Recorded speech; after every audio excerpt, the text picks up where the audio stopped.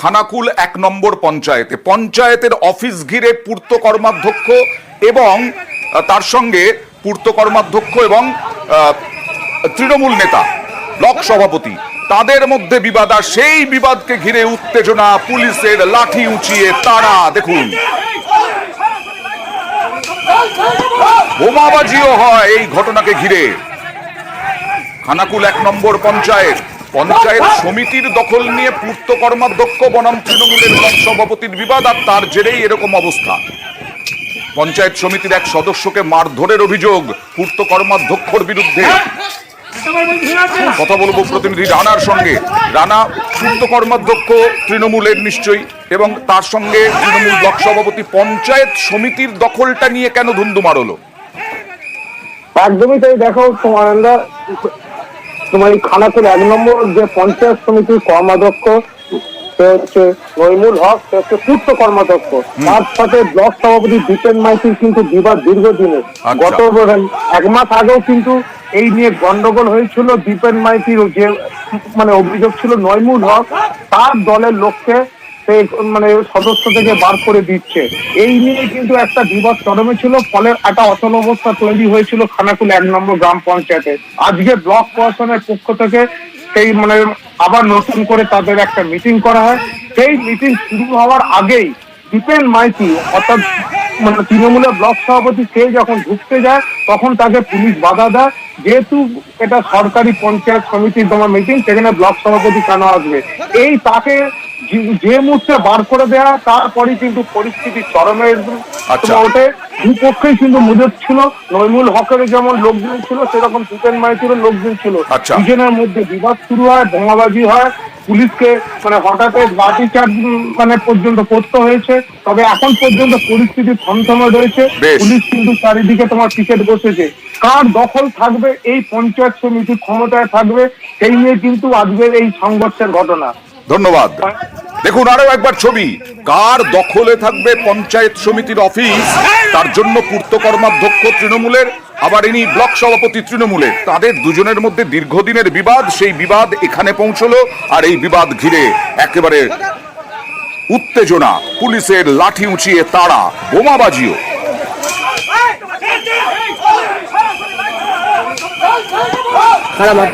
নইমুল হক রাঙা এবং নাজিমউদ্দিন বাদশাহ সভাপতি ম্যাডামের মাথামাটি দিয়েছে।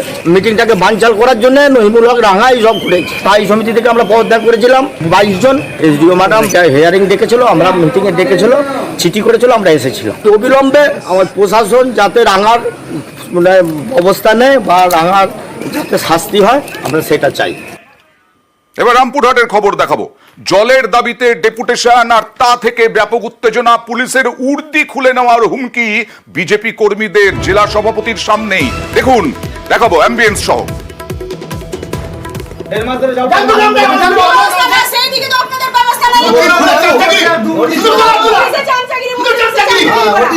আপনি পুলিশের চাকরি করছেন, আপনি হিউম্যান রাইট জানেন না? আরে ভিডিও সাহেব 2 মিনিট কথা বলবেন একটা জলের সমস্যার জন্য? মানুষের কথা শুনবেন না, উনি বসে আছেন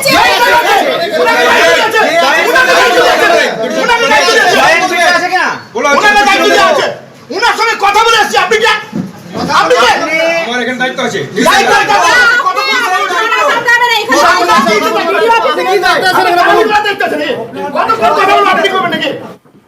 একেবারে পুলিশের উর্দি খুলে নেওয়ার হুমকি। ধ্রুব সাহাও রয়েছেন এখানে, কথা বলবো প্রতিনিধি অক্ষয়ের সঙ্গে। অক্ষয়, কি এমন হয়েছিল একেবারে উর্দি খুলে নেওয়ার হুমকি?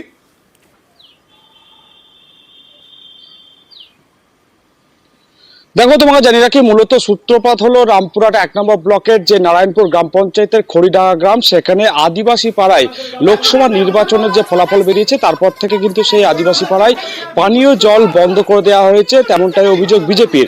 এবং তৃণমূলের বিরুদ্ধে পানীয় জল বন্ধ করে দেওয়ার অভিযোগ, এবং গ্রামবাসীদেরকে নিয়ে বিজেপি নেতৃত্ব এবং বিজেপির জেলা সভাপতি ধ্রুব সাহা আজকে রামপুরহাট ১ নম্বর ব্লকের যে বিডিও অফিস, সেখানে বিক্ষোভ দেখায়, এবং বিডিওর যে রুম, সেখানে যখন তারা প্রবেশ করতে যায়, যিনি পুলিশ কর্মী ছিলেন তিনি তাদেরকে 2 মিনিট কথা বলে বেরিয়ে যেতে বলেন এবং তারপরে শুরু হয় বিজেপি জেলা সভাপতির সাথে বচসা পুলিশের, এবং যারা কর্মী ছিলেন সেই সমস্ত বিজেপি কর্মীরা একদম সরাসরি পুলিশকে হুমকি দিয়ে বলে বসেন যে পুলিশের উর্দি খুলে নেওয়া হবে। যদিও বিজেপি জেলা সভাপতিকে সেই প্রশ্ন করা হলে তিনি মূলত স্বীকার করেন এবং পুলিশের বিরুদ্ধে অভিযোগ তুলছেন যে শাসক দলের হয়ে কাজ করছেন। যদিও এই অভিযোগ সামনে আসার পর তৃণমূল নেতৃত্ব যেটা দাবি করছে যে ওই এলাকায় পানীয় জলের যে লেয়ার, সেই লেয়ার কমে যাওয়ার কারণে সেখানে জলের সংকট চলছে, তবে খুব তাড়াতাড়ি সেই সংকট মিটিয়ে ফেলা হবে, তেমনটা তৃণমূল নেতৃত্ব বলছে। ওকে, ধ্রুব সাহা তিনি কি বলছেন দেখুন। ধ্রুব সাহাকেই আমরা দেখছি তর্কে জড়াতে। গ্রামের প্রান্তিক হতদরিদ্র শিডিউল ট্রাইব পরিবারের মানুষের জন্য জলের জন্য এসছি এখানে। ভোট দিয়েছে ওই গ্রামে, বিজেপি জিতেছে, লিড করেছে, সেই জন্য তৃণমূল কংগ্রেস ওখানে জল দিচ্ছে না। যেহেতু বিডিও সাহেব নাই, জয়েন্ট সাহেব ম্যাডাম বললেন যে আমি সবার সঙ্গে কথা বলে নিশ্চিতভাবে বিহিত ব্যবস্থা করব।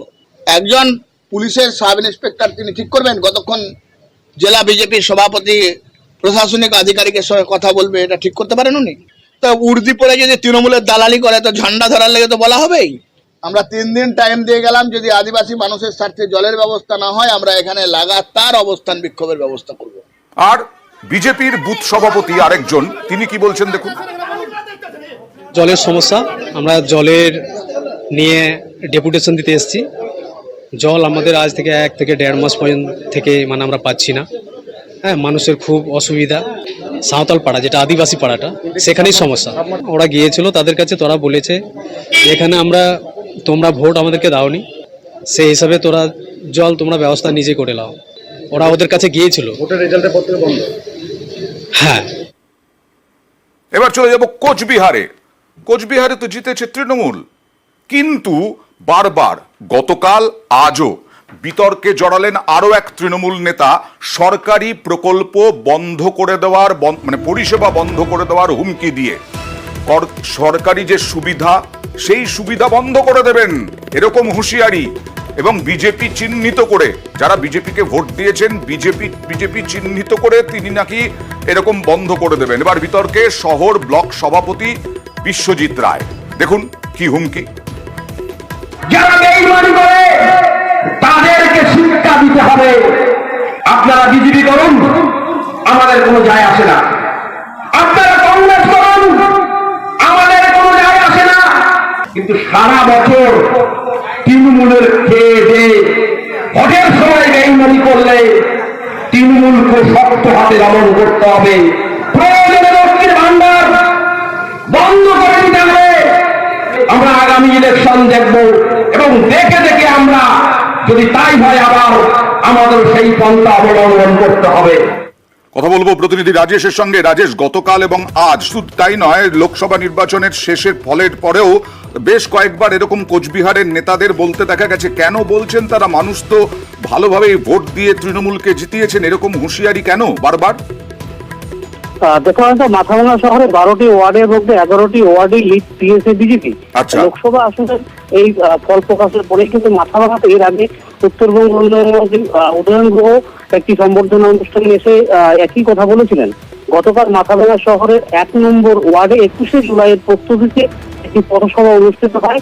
সেই পথসভাতেই কিন্তু এই বিতর্কিত মন্তব্য করতে দেখা যায় মাথাভাঙা শহর ব্লক তৃণমূল কংগ্রেসের সভাপতি বিশ্বজিৎ রায়কে। তিনি অবশ্য বিরোধীরা কটাক্ষ করেছেন যে এই সরকারি প্রকল্পের সুবিধা সবার জন্য, সাধারণ মানুষের জন্য সরকার এই সুবিধা দিয়ে থাকে, কিন্তু নেতারা কি করে এই ধরনের সুবিধা বন্ধ করার হুঁশিয়ারি দেন এবং কি করে প্রকাশ্যে এই ধরনের বক্তব্য রাখেন। যদিও এই শহর ব্লক সভাপতি যারা জানিয়েছেন যে তারা দলের সঙ্গে রয়েছে, তারা গদ্দারি করেছে, তারা দলের সঙ্গে থেকে দলের সুযোগ সুবিধা নিয়ে তারা তৃণমূলকে ভোট দিন, তাদের উদ্দেশ্য করে বলেছেন, সাধারণ মানুষকে উদ্দেশ্য করে বলেননি। জেলা তৃণমূল কংগ্রেসের চেয়ারম্যান বলেছেন এটা এই কথা বলা একদমই ঠিক নয়, তারা বিষয়টি খোঁজ নিয়ে দেখবেন। এবার দেখা যাক, দেখাবো বিজেপি এর পরিপ্রেক্ষিতে কি বলছেন। আর জেলা সভাপতি তুমি যেটা বললে তৃণমূলের, তিনি কি বললেন দেখুন। লক্ষ্মীর ভান্ডার এটা হচ্ছে একটা সরকারি প্রকল্প, এটা তৃণমূল দলের কোনো সম্পত্তি না, এটা জনগণের পয়সা।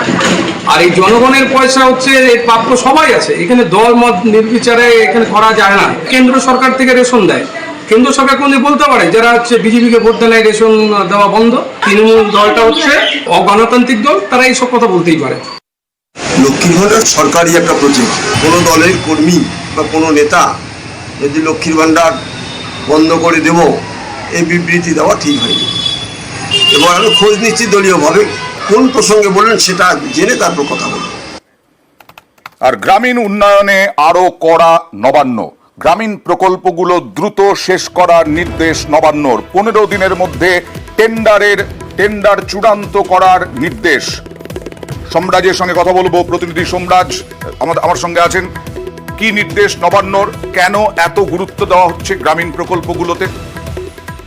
না, যেহেতু দেখো পঞ্চদশ অর্থ কমিশনের টাকা কেন্দ্র দিয়েছে, ইতিমধ্যে 3000 কোটি টাকারও বেশি টাকা দেওয়া রয়েছে রাজ্যকে, কিন্তু তা সত্ত্বেও দেখা যাচ্ছে যে প্রায় 27% টাকা বিভিন্ন জেলাগুলি খরচ করেছে, অর্থাৎ কার্যত একাধিক জেলা টাকা খরচ করতে ব্যর্থ হয়েছে। আর সেই কারণেই রাজ্যের পঞ্চায়েত দপ্তর চিহ্নিত করে প্রায় 90টিরও বেশি বিডিওদের নির্দিষ্ট করে বলে দিল যে 75% কাজ 15ই আগস্টের মধ্যেই শেষ করতে হবে এবং 75% টাকাও খরচ করতে হবে। তার কারণ নবান্ন মনে করছে বা রাজ্যের পঞ্চায়েত দপ্তর মনে করছে যে এই টাকা খরচ না হলে দ্বিতীয় কিস্তির টাকা আসবে না পঞ্চদশ অর্থ কমিশনের।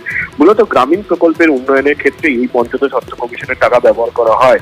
আর সেক্ষেত্রে 15ই আগস্টের মধ্যেই যাবতীয় টাকা ব্যবহার করতে হবে এবং 75% টাকা খরচ করতে হবে। কার্যত পঞ্চায়েত দপ্তর আজ একটি হাওড়া সদস্য সদনে বৈঠক করে, সেই বৈঠকেই এই ডেডলাইন দিয়ে দেওয়া হয়। বিশেষত যে সমস্ত ব্লকগুলিতে টাকা খরচ একদমই হয়নি সেই ব্লকগুলির বিডিওদের আজ ডেকে পাঠানো হয় এবং তাদেরকে স্পষ্ট নির্দেশ দিয়ে দেওয়া হয়েছে। ধন্যবাদ।